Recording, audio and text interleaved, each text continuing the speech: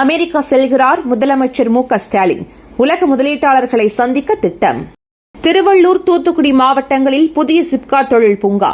அமைச்சர் டி.ஆர்.பி. ராஜா தகவல். கள்ளக்குறிச்சி கள்ளச்சாராய விவகாரம். போலீசாரிடம் விசாரணை நடத்த சிபிசிஐடி முடிவு. சென்னையில் 50 கோடி ரூபாயில் மாற்றுத்திறனாளிகளுக்கு பிரத்யேக மருத்துவமனை தொடங்கப்படும். அமைச்சர் மா. சுப்பிரமணியன் தகவல். மே, ஜூன் மாதங்களுக்கான துவரம் பருப்பு, பாமாயில் ஜூலை முதல் வாரத்துக்குள் விநியோகிக்கப்படும். அமைச்சர் சக்கரபாணி உறுதி.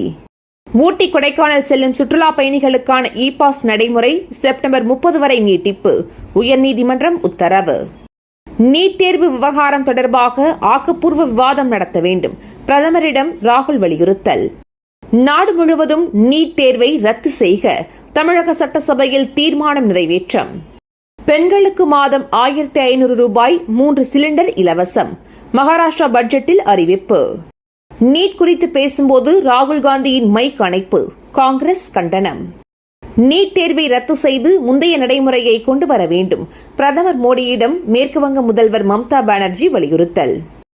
நீட் தேர்வு தொடர்பாக ஜூலை 7ஆம் தேதி வரை மாணவர்கள், பெற்றோர் புகார் அளிக்கலாம். மத்திய கல்வி அமைச்சகம் அறிவிப்பு. அதிபர் முய்சுவுக்கு பில்லி சூனியம் வைத்ததாக 2 அமைச்சர்கள் கைது. மாலத்தீவில் பரபரப்பு. தொடர் கனமழை எதிரொலி. டெல்லியின் பல்வேறு பகுதிகளில் வெள்ள நீர் சூழ்ந்ததால் பொதுமக்கள் அவதி. நீலகிரி மாவட்டம் பந்தலூரில் கனமழை. மக்களின் இயல்பு வாழ்க்கை பாதிப்பு.